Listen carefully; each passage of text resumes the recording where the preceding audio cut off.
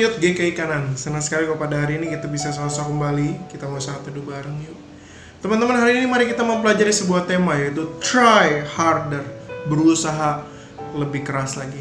Itulah sebabnya teman-teman, mari kita sama-sama membuka Alkitab kita dari Yosua pasal yang ke-24. Mari kita perhatikan ayat yang ke-25 sampai ayat yang ke-28.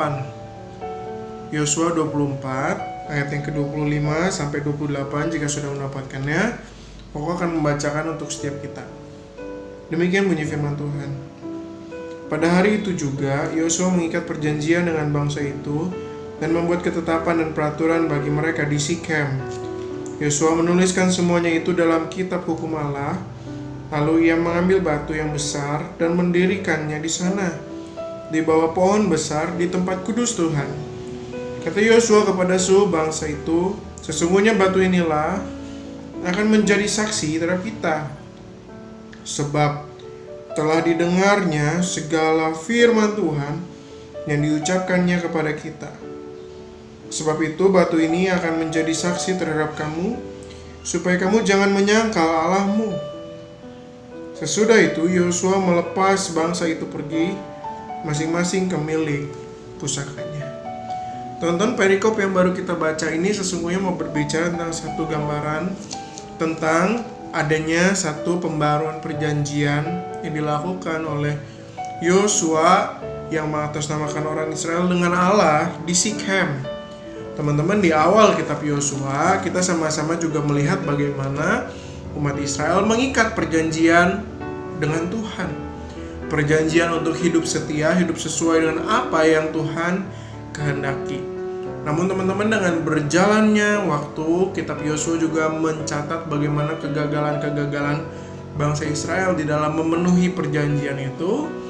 Itulah sebabnya di dalam pasal yang ke-24 ini Yosua mengadakan pembaruan perjanjian dengan Allah.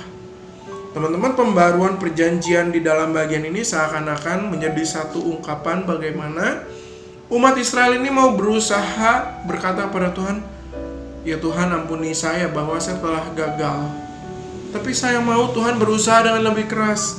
Saya mau berusaha dengan lebih baik lagi Tuhan. Nah teman-teman, demikian juga seharusnya setiap kita anak-anak Tuhan. Mungkin setiap kita di dalam mengikut Tuhan, tidak selamanya perjalanan kita mulus, bukan? Mungkin kita sering jatuh bangun dan kita sering mendukakan hati Tuhan. Tetapi sekarang pertanyaannya adalah, apakah kamu mau bangun dan kamu bangkit dan kamu mau berkata pada Tuhan, Lord, I want to try harder. Aku mau berusaha dengan lebih keras lagi untuk Tuhan. Nah teman-teman, mentalitas seperti inilah yang seharusnya perlu kita miliki sebagai anak-anak Tuhan. Mari kita bukannya yang jatuh lalu kemudian terus berkubang di dalam dosa kita, tidak. Kita bangkit, kita berusaha lebih keras lagi melawan setiap dosa, melawan setiap kebiasaan buruk yang sesungguhnya Tuhan ingin kita perangi itu. Tuhan Yesus memberkati kita semua. Amin.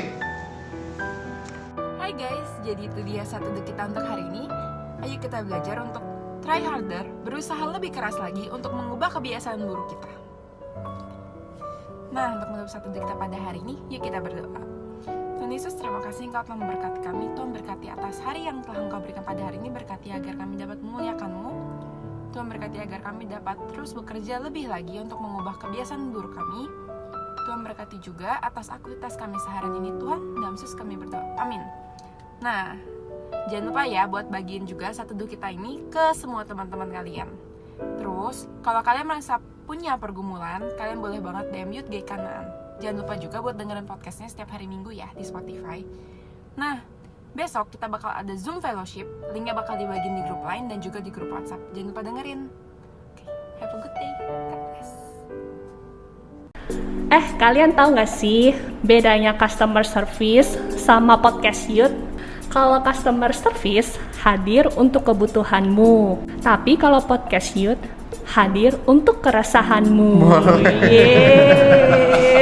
Jadi hari ini kita bakal ngebahas quarter life crisis. Normal nggak sih kalau kita semakin dewasa itu kita semakin cemas dan was-was untuk kehidupan di depan kita? Nah, kira-kira dalam masa-masa kayak gitu apa sih yang harus kita lakukan ketika sebenarnya kita tuh udah nih kayak udah berdoa gitu sama Tuhan, tapi masih merasa malah makin didoakan, tapi kok kadang malah nggak ngerti kehendak Tuhan tuh atas hidup kita tuh apa. Bagaimana sih cara ngatasin kecenderungan hati kita yang sering membandingkan hidup orang lain nih dengan hidup kita sendiri?